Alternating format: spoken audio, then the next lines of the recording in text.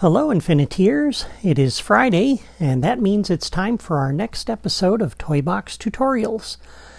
After my last tutorial on the bank vault, I was surprised by all the people who left comments or sent me messages on Reddit or the Discord or my blog to tell me that they didn't even know there was a bank vault toy. I had not expected that. I thought everybody knew about that toy. But as I thought about it, there were probably a lot of newer console players who never picked up the Toy Box Takeover expansion game or played it. After the Disney Infinity servers went down, this became one of the most expensive playset pieces that you could find for a while. And I think it's because it's one of the few games that you could play using any figure. And fortunately, though, you can now find some used playset pieces on eBay for a much more reasonable cost. And so if you have not played Toy Box Takeover before, I highly recommend picking it up if you can. It's a lot of fun, and you can also unlock a bunch of great toys for your toy box. And since many of you never knew about the bank vault, then you may not know about the other toys that you can unlock in Toy Box Takeover. So I want to spend one episode here to show you some of these toys. I had not planned to do a tutorial for these toys because there isn't much logic associated with them, but some of them have some features you may not be aware of. So even if you are familiar with these toys, stick around because you may learn something. First up, we have Merlin's Tower. And let me drop that here in the woods. We'll stick it back on this corner here. And this is, of course, from the classic animated film, The Sword and the Stone. And it is a neat-looking set piece that also has a built-in feature that's kind of cool. When you press this button, it kicks off a rainstorm effect around the tower. And of course, it's localized to just the tower. It doesn't rain everywhere. And if you push the button again, that turns off the storm. And some of you may not know that you can also hook up logic connections to that. So let me connect up this trigger here that I dropped down ahead of time. So whenever the player steps on this, you'll notice I can select the tower. There's a logic menu available. And I can activate the weather effect or stop it. So let's use that trigger to activate it. We'll use this one when anybody steps on it to stop that weather effect.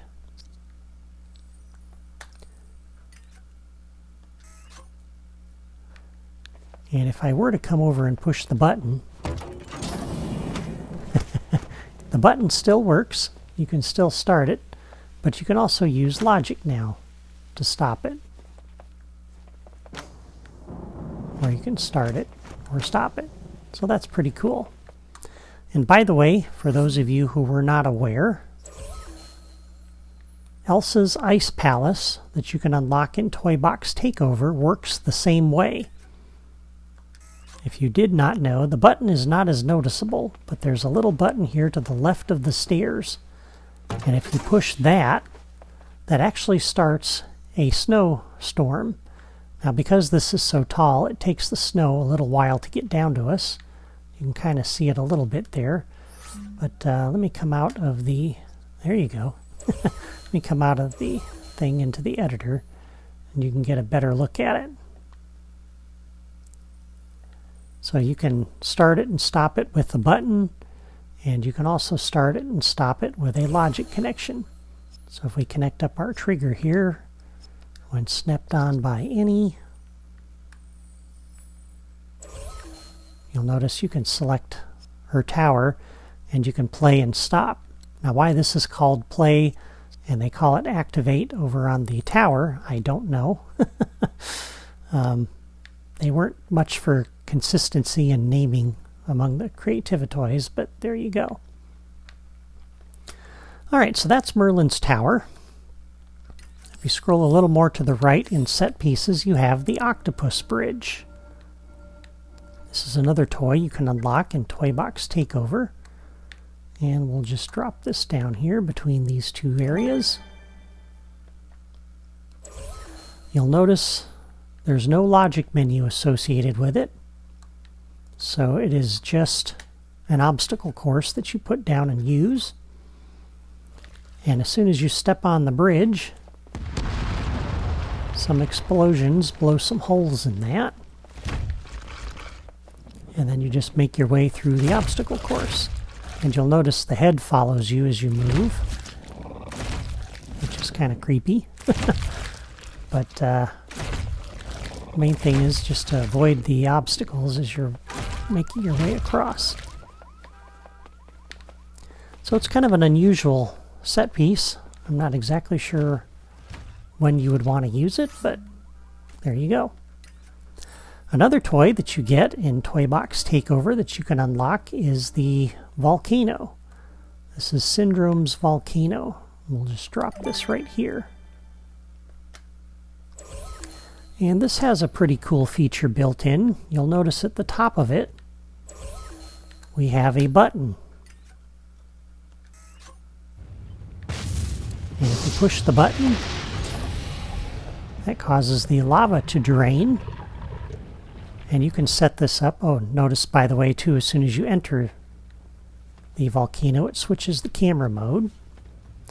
And you can set this up so the player has to defeat an enemy in here or pick up a collectible or something.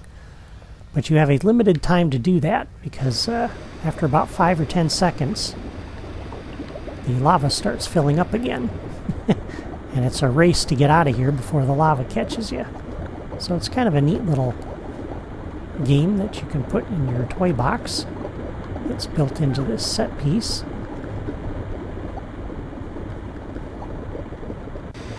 And as soon as we exit, then we're back in our regular camera mode. You can just watch the lava finish filling up. So that's a fun little set piece. Not only is it scenic, but it has that built-in mini game, which is kind of fun. Now, one thing you may not be aware of is that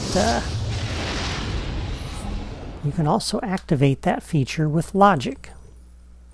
So if we come down to this trigger that I dropped earlier, we do a new logic connection when stepped on by any. We can come over to our volcano, and you can activate it remotely. So if you want to do that on a timer, if you want to do it after the player accomplishes some portion of their mission, you can do that and not have to rely on the player to use the button. So that's pretty cool. Another toy that you get in Toy Box Takeover, and there are a lot of them. But if we come to set pieces and we scroll to the right, there's the bank vault we looked at last time. But if you keep going to the right, you'll find some pirate ships. And there's these two you had for a long time, but then there's another one, pirate ship with cannons, that Toy Box Takeover makes available to you. And if you drop this out here,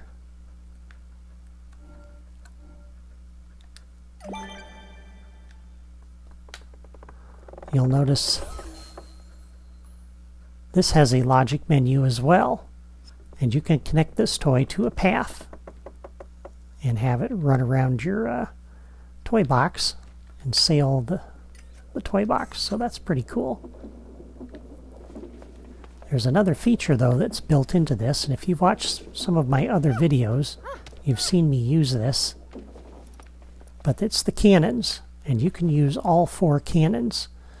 If you approach just from behind it, you'll notice, first of all, there's a swap. So there's several different styles that you can swap between, which can be kind of fun. If you walk right up to it, you can use it and just use your trigger button to launch off cannonballs and basically attack your town. Usually there's explosions there, but my console is acting up a little bit today. But all 4 of the cannons work that way. And of course you can climb around on the ship, and it's just a fun set piece to play with. So I really like that. Alright, another one if you scroll over to the right, is the Star Wars garbage compactor, which is complete with a garbage monster and the moving walls. Now this one is a little unusual. Has some bugs in it. First of all, you'll notice I can move this on the left or right up against the wall there. So that's kind of nice. But you may not notice that it sticks out a little bit on the left and right. So the bounding box around this thing is kind of weird. So I can't drop something right up here on the end of this. It's going to stick out a little ways. And the same thing on the other side. The bounding box causes some issues. And the height on this thing is unusual too, because this is going to sit up above the height of the trash compactor, and the next level down goes into it. So it's kind of an unusual size. But you can see there's a little garbage monster down in there, and the walls move in and out. So you have to time this thing so you can get down to the door on the other end.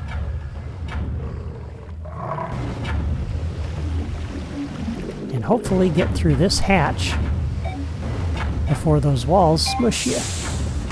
Ah, like that.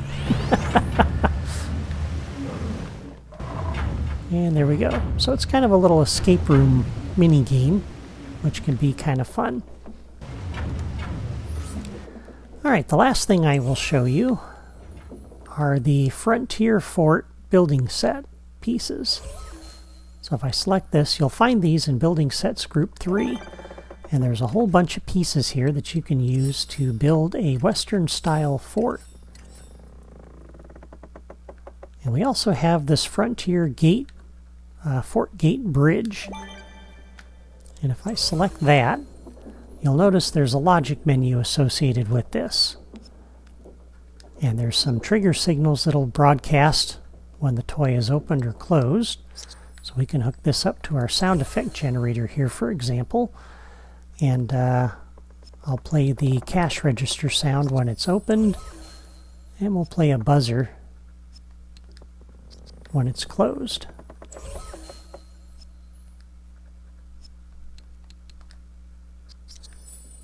And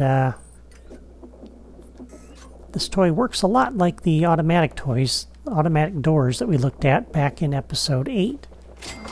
So when you approach them, they automatically open, and you can hear the sound effects going off. So when it's open, when it's closed,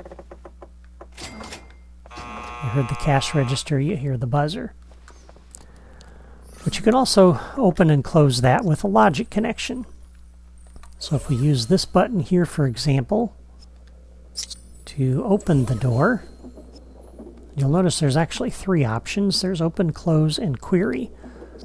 We'll look at open and close first.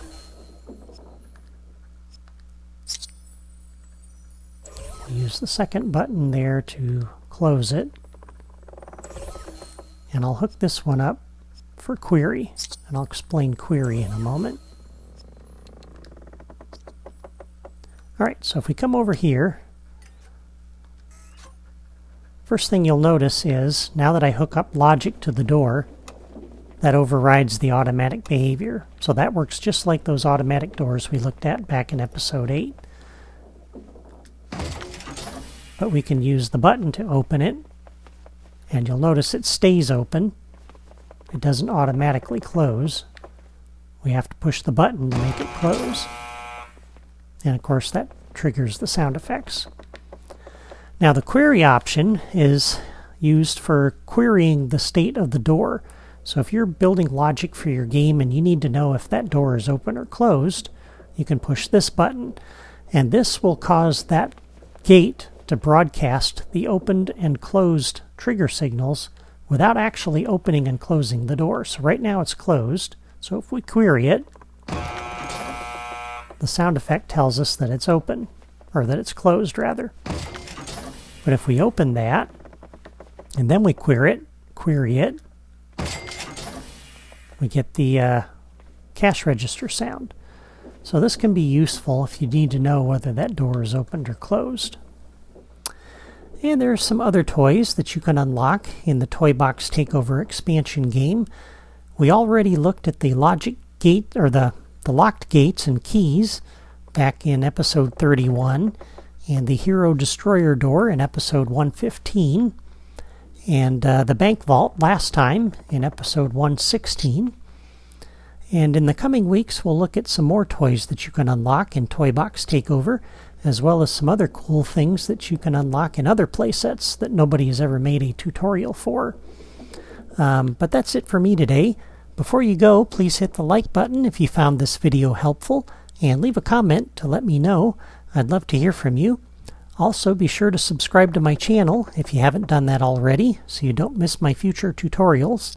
Thank you for watching, and have a great weekend.